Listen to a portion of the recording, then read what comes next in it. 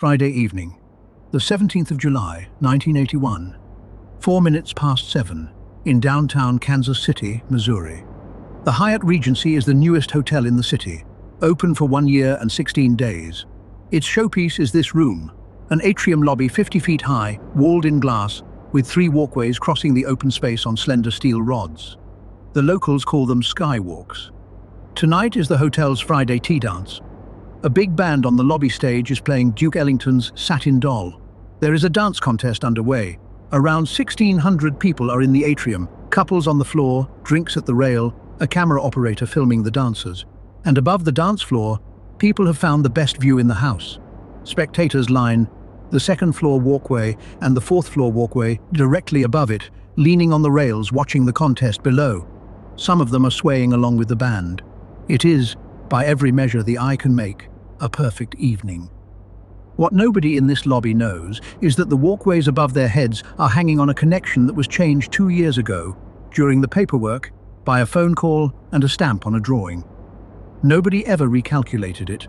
The steel above the dancers has been quietly failing since the day it was installed. In the next 60 seconds, the fourth-floor walkway will let go. It will fall onto the walkway below it, and both will fall onto the dance floor. 114 people are about to die. This is how it happened, and this is why it was never just one engineer's mistake. To understand what happened at 7:05, you have to go back 5 years to a set of drawings. In the mid-1970s, Hallmark, the greetings card company, is redeveloping a swathe of downtown Kansas City called Crown Center. The centerpiece is a new Hyatt Regency, a 40-story tower, and beside it that vast atrium, roofed in steel and glass. Crossing the atrium, the designers draw 3 suspended walkways, bridges, in effect, at the second, third, and fourth floors. Each one is about 120 feet long. Each one weighs around 30 tons before a single person steps onto it. The third-floor walkway hangs on its own, offset to one side. The second and fourth floor walkways hang in a stack. The fourth, directly above the second, sharing the same set of hanger rods. Look closely at how they hang, because everything that follows lives in this detail. Each walkway sits on 3 steel box beams running across the underside of its deck. Through the ends of those box beams pass the hanger rods, steel, 1.25 inches thick. In the original design, each rod is one continuous piece. It drops from the roof framing, passes straight through the fourth-floor box beam, and carries on down to the second-floor box beam. Each walkway is held on its rod by a nut and a washer tightened up underneath its own box beam. That means each nut carries one walkway. The rod above the fourth floor carries the weight of both. But that is what the rod is sized for. Every connection holds only its own bridge. And one more detail, the one that will matter most. Those box beams are not single forged sections. Each one is 2 8-inch steel channels, C-shaped in cross-section, turned toe-to-toe and welded along the seam. The nut and washer under each connection press directly against that welded seam. In 1978, the structural drawings go out to the steel fabricator, Havens Steel, to be turned into shop drawings, the working documents the steel will actually be built from. And in the fabricator's shop, someone looks at that continuous rod and sees a problem. To build it as drawn, a rod more than 40 feet long would need threading along its length, and the fourth-floor walkway would have to be threaded up it, with the nut wound along the rod, past threads almost certain to be damaged during erection. As a piece of engineering on paper, it works. As a thing to actually build, it is asking for trouble. So the fabricator proposes a change. Split each rod in 2. One rod from the ceiling down to the fourth-floor box beam. A second rod, offset a few inches along the beam, from the fourth-floor box beam down to the second. On paper, the 2 versions look almost identical. What they do to the load is not almost identical. Here is the simplest way to see it. Picture 2 climbers on one rope. In the original design, both climbers grip the rope itself. Each carries only his own weight. In the changed design, the lower climber lets go of the rope, and hangs from the upper climber's harness instead. The rope feels the same load it always did. The harness now carries 2 people. The 4th floor box beam is the harness. The change doubles the load on its connections. The nut that used to hold one 30-ton walkway now holds 2, and it is pressing on a welded seam between 2 thin steel channels. So who checked the arithmetic? Nobody. Witnesses later disagreed about a telephone call. The fabricator said the engineer's office approved the change verbally. The engineers said they had no memory of it. What is beyond dispute is this: the shop drawings showing 2 rods went to the engineering firm of record, GCE, for review. They came back carrying the firm's review stamp. No new calculation was ever run on that connection. Not 1 page. And the building itself tried to give a warning. In October 1979, while the hotel was still under construction, part of the atrium roof, some 2,700 square feet of it, collapsed overnight. Nobody was hurt. The owner demanded the atrium be rechecked. Reviews were done and assurances were given. The walkway connections were not recalculated even then. The hotel opens on the 1st of July, 1980, to admiring reviews. The Friday tea dance becomes an institution, and week after week, above the dancers, the 4th floor box beams carry double the load anyone ever designed them for, the welded seams deforming slowly around the washers. By the evening of the 17th of July, 1981, the margin left in that steel is almost nothing. All it is waiting for is a crowd. Friday, the 17th of July. It has been a hot week in a hot summer, and the tea dance is where downtown Kansas City goes to start its weekend. Office parties, married couples who have danced together for 40 years, grandparents with grandchildren. From here, the story is told in minutes. Stay with the clock. 5 o'clock. The band opens and the atrium begins to fill. 6:30. The dance contest is announced. The floor is crowded now, the tables full, and the balconies and walkways are becoming a grandstand. 7 o'clock. Around 1,600 people are in the atrium. On the 2nd and 4th floor walkways, spectators stand at the rails with drinks, looking down on the dance floor. The camera operator keeps filming. 7:04. The band plays Satin Doll. 7:05.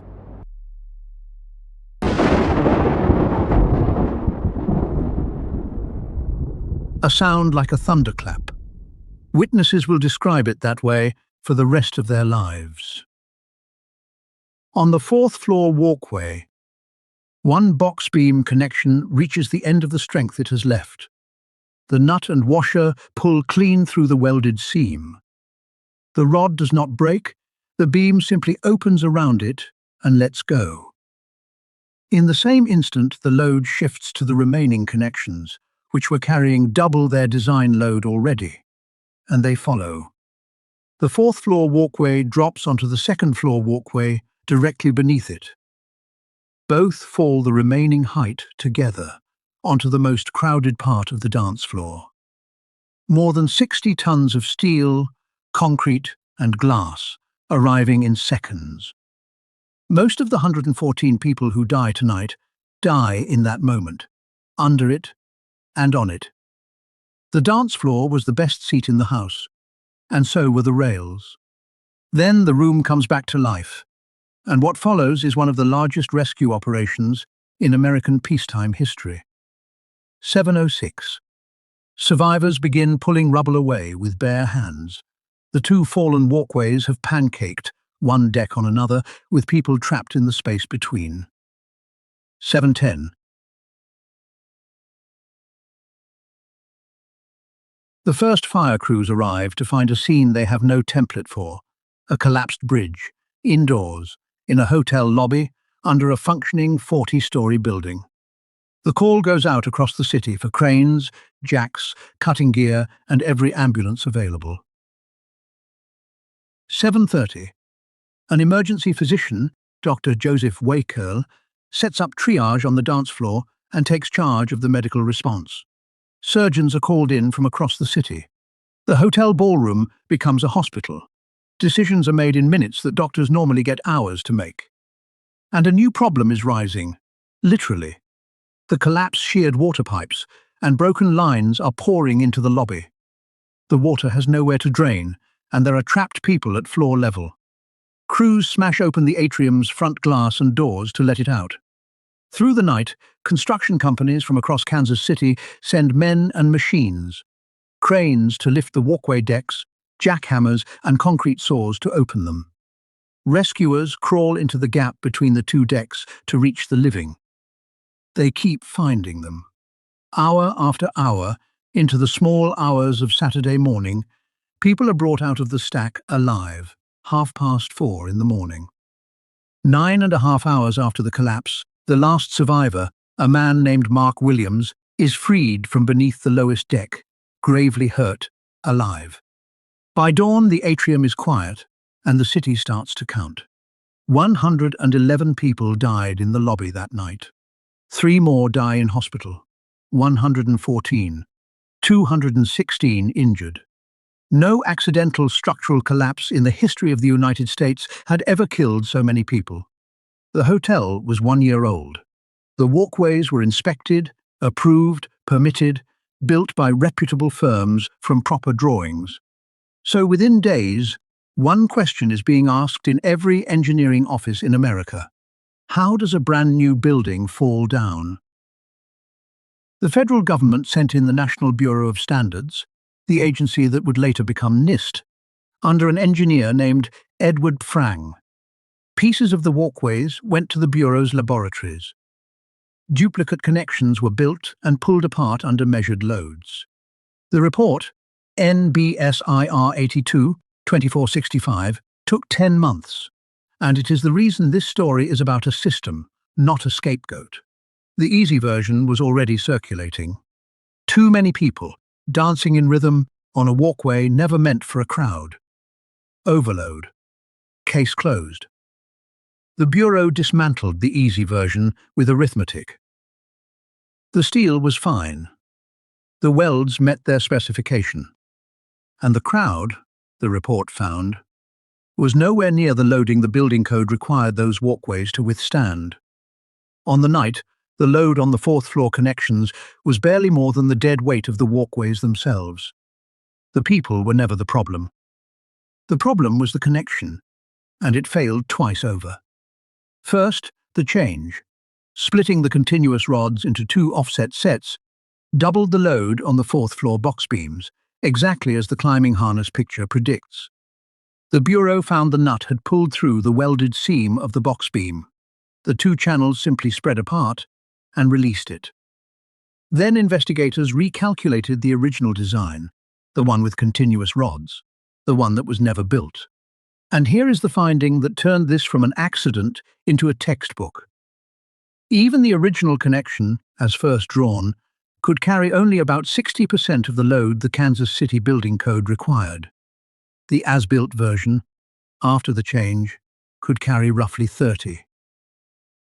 The walkways were never safe. Not for one day. Not as drawn and not as built. No one had ever run the number that would have shown it. The proof was hanging in the atrium. The 3rd floor walkway, built to the original single-rod detail, had survived. When it was taken down and examined, its connections showed deformation too. It was further back on the same road. And the change order itself? The Bureau's job was the physics, and the physics was clear. But the paper trail told its own story. A fabricator with a practical problem. A proposed fix, perhaps agreed in a phone call that nobody could later prove or remember. Shop drawings returned with the Engineer of Record's review stamp on them, and no calculation behind the stamp. A 1979 roof collapse that prompted reviews of everything except the detail that mattered. Each step small, each step routine. A drawing, a call, a stamp, and 114 people. No one went to prison for the Hyatt Regency. The reckoning came in a different court. Missouri's Engineering Licensing Board charged the engineers of record with gross negligence. After the longest disciplinary hearing in the board's history, Jack Gillum and his project engineer lost their Missouri licenses, and their firm, GCE, lost its certificate to practice in the state. The civil settlements ran to hundreds of millions of dollars. But the lasting change was to the profession's rules of gravity. The American Society of Civil Engineers drew one bright line from this case. The engineer of record owns the structure, including its connections, including every change made on a shop drawing. A review stamp is not a courtesy. It is a promise that someone did the arithmetic. If a fabricator proposes a change, the engineer recalculates, or the change does not happen. And the story refused to be forgotten because engineers would not let it be. The Hyatt Regency collapse became the standard case study in engineering ethics, taught to virtually every engineering student in America for 4 decades, and counting. Jack Gillum himself spent his later years standing in front of rooms full of young engineers, telling them exactly how it happened to his firm, so that it would not happen to theirs. 2 rods instead of 1. It fits on an index card, and it carries an entire education. That the most dangerous moment in engineering is not the bold design, but the small change nobody thinks is worth checking. In 2015, 34 years on, Kansas City dedicated a memorial across the street from the hotel to the 114 who died and to the rescuers who worked that night. Among those remembered are people who came to a Friday tea dance in a 1-year-old building under walkways that were never, on any day of their existence, as strong as the law required. The band was playing Satin Doll. That is the detail the survivors kept. Next time, the 6th of March, 1987, Zeebrugge Harbour on the Belgian coast. At 6:05 in the evening, a ferry called the Herald of Free Enterprise lets go her lines for Dover with more than 500 people aboard. The man whose job it is to close the doors in her bow is asleep in his cabin, and there is no light on the bridge to tell anyone. That story next time on Chain of Events.